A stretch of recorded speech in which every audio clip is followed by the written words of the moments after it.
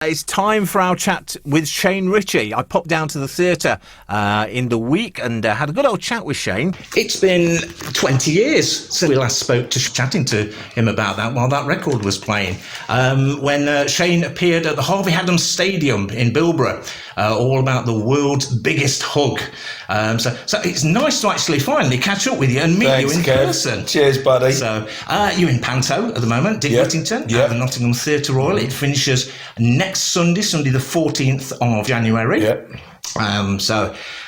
It's been a busy old 40 years, hasn't it? So yes. So you're looking good on it, I tell you. Bless you. I'm glad you're wearing glasses. It's been actually 45 years.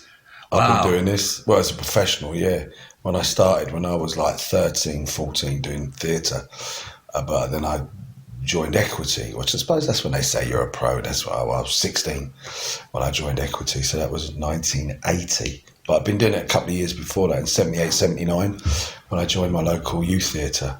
And then I was touring. I had parents who were very understanding. Well, half the time they didn't know where I was anyway. But now I worked with a local youth theatre, It was great. And it all really started as a Blue Coat, didn't it? The whole entertainment down on the Isle of Wight. No, my first time was in it was in Pakefield in 1980 in Lowestoft, and that was something that was never in the wheelhouse. It was never something I had thought about doing. I was a jobbing actor, and like most actors, most of the time I was out of work. And I remember seeing an advert in the Stage, and it said looking for seasonal entertainers, and funny enough, a lot of actors around about that time would go and do it. And so I went along, lied about my age. I was 16 at the time. Lied about because you had to be 18 to work on Holiday Park. And kind of did that for the summer, went back to acting, and had such a good time. I got asked, would I go and do another summer season in 81? Went back, and then I went to America, studied in America as an actor. And then I did another 2 seasons after that. And during that time, I really enjoyed doing stand-up comedy. And so by the time I left Pontins, I was 18, maybe 19. And then I did a play and then was out of work. And then there was an agent, a guy called Barry Dye, who was based in Ipswich, said, listen, do you want to go and do... It was me touring, they called it Shane Richie's Ladies Night Out, and I was only 19 or 20, and it was like me, 2 drag acts and 3 strippers. And that's what I kind of did for a while, and kind of cut my teeth doing stand-up.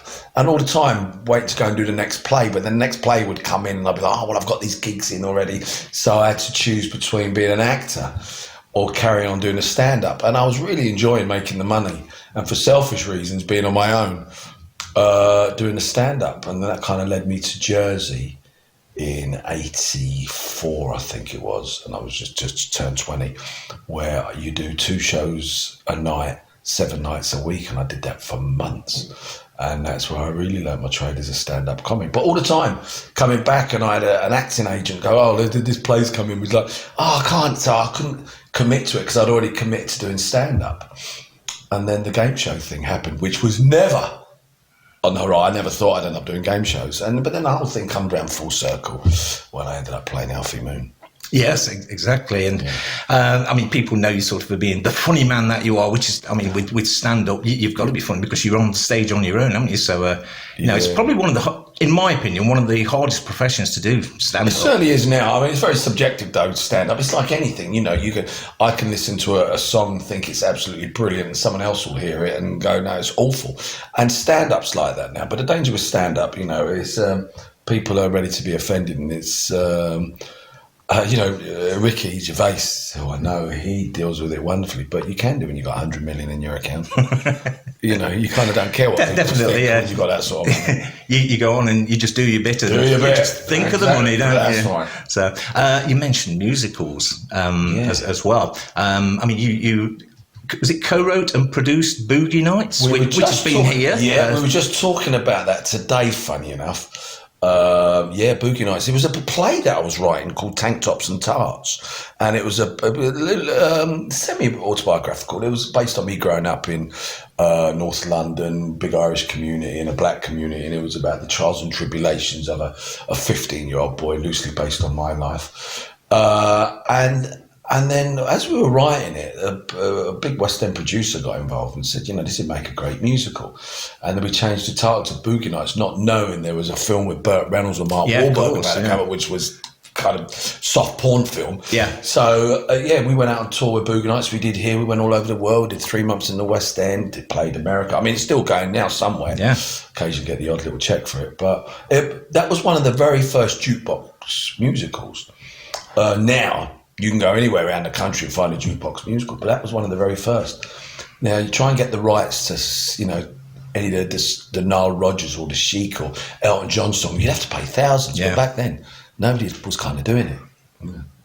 Now, I think the first thing I saw you on stage doing was what was the Jack Nicklaus? One Flew Over the Cuckoo's Nest. Was that here? That was here. That's here. And that was a while ago, wasn't it? So that showed you more as a more serious actor. Am I right in thinking that? I mean, I take it seriously when I get the opportunity to play a part like that. The general public take it seriously, but I took over from Christian Slater.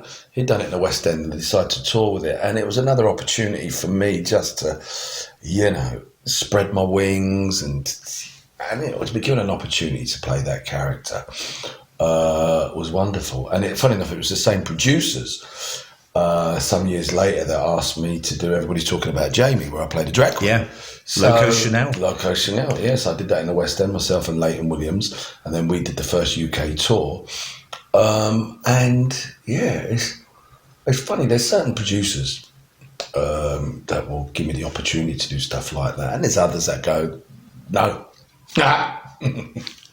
See, the nice thing about showing that other side of Shane Richie, the actor, as well, is people just don't see you as a comedian, someone who can go on stage, be funny and everything else like that. And at the moment, in EastEnders, of course, you've got the very serious line, haven't you, of the prostate cancer. Yes. Yeah, but it's interesting having a career this long. It becomes generational.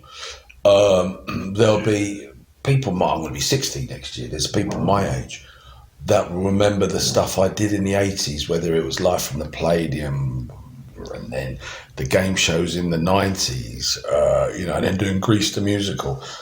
And there'll be a whole generation that will only know me from EastEnders. And now there's another generation. When I went back to EastEnders 2 years ago, there's a whole generation going, who's this bloke with the Larry shirts? Just being cheeky, and because they didn't see me first time round as Alfie Moon. So I suppose I'm fortunate that this is not my first rodeo in show business. That I've been around long enough to know what works and what doesn't, I think. But mind you, the parameters are always changing. But no, back to about playing the prostate cancer. Yeah, when I was approached about playing that storyline, it kind of was a curveball I didn't see coming. But sitting down with Chris Crenshaw, the exec producer, and obviously the bosses of EastEnders, we said, right, this has got to be about the long game. So as soon as I finish here, I don't even think I've got a day off. I go straight back to EastEnders, and we pick up where I left off with Alfie going through, I think it's post-surgery, and seeing how it plays out. And I'll be honest, Kev, you can ask me, I don't know how the story plays out. Well, that's the best thing. You can't give anything away then. Well, I'll tell you, I wouldn't have a problem telling you. I honestly don't know. They obviously trust you. They do not to tell you. Yeah. So, Panto. And Panto's got, it's just wonderful. It's for kids, for everyone. It's got music in as well. And another thing that people probably won't remember you for, if that's the right term, is your records that you've released. I've done 2 albums out. How many have I had? There was the album in about 1988, 98. Then there was one called Once Around the Sun. Oh, I don't know that one. That's one I'm going to look for. Yeah, find it. All originals. And then I did Country Soul. Yes. And then, of course, there's that album. Thank you, bless you. And there's the Grease soundtrack and Boogie Nights soundtrack. But yeah, no, Country Soul was So I mean, I did it just not long before we went into the lockdown. And then there was talk about doing another album. But it's just, you have to commit a lot of time, which, in my dressing room at EastEnders, funny enough, I have a guitar and a piano.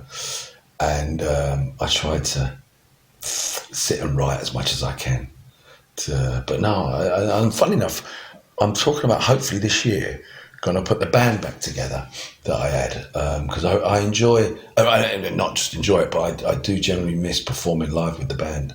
So that's something. But of course, EastEnders, it's 24/7, which I'm happy to do. But sometimes you might get 10 days off. Well, I can do a couple of gigs then. Yeah.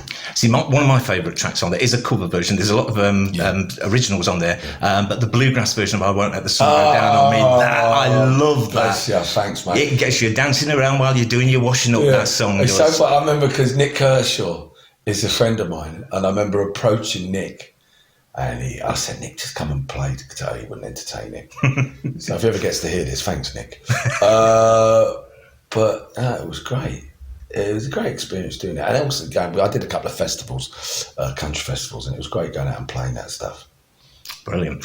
Music, panto, it all sort of rolls in together. I mean, you are obviously chosen to be the lead in panto because of your ability to not so much ad-lib, but to go with the flow, I suppose.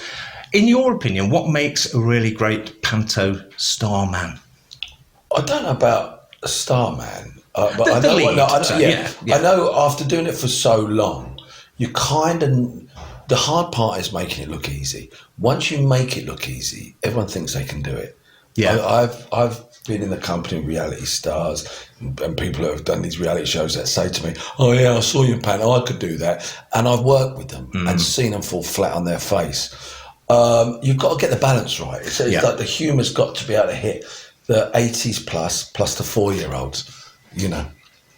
So, I mean, I've seen you in panto, and I mean, you do make it look so easy. It's like you just wander on stage, do your bit, and that's the hard go part. off. That's the hard part. You've mastered that. You really have. Yeah, and after it just looks years, so. Well, you'd have thought you'd have got it after that. But watching the greats, it's, you know, I've worked with Les Dawson, Terry Scott, and I've seen these guys do it, and I've gone, okay. And you kind of learn something. You might cherry pick something they did, and you know, and stuff they did that wouldn't necessarily work for me. But no, there's only a few of us now that can kind of go out and go right. The complete all-rounders. That's what you are, anyway. So well, that's become a dirty word occasionally, doesn't it? Yeah. Well, you know, I don't mind using the odd dirty word. You know, so we're not on you're air. an entertainer. Yes, a legend. You're far too young to be a legend. Thank you, Kev. You are, but you're heading in that direction anyway. Bless you, thanks, so mate. It's been lovely to catch up with you. Cheers, buddy. It took 20 years to do it. Yeah, well, let's not leave it 20 years, okay? Exactly, yeah. So when the next album's out, we'll chat more about brilliant. that. Thanks, man. So Shane is starring in Dick Whittington, along with Dr. Range and loads of others who are absolutely amazing. At the Theatre Royal here in Nottingham. Till January the 14th. Till Sunday, January the 14th. That's right. All right. Have a great new year. Thank you, too, Shane. mate. Take care. Take care. Bye-bye. Well done, mate. Is that all right? Yeah, you happy with that? I'm happy with that, yeah. I should just stop this now.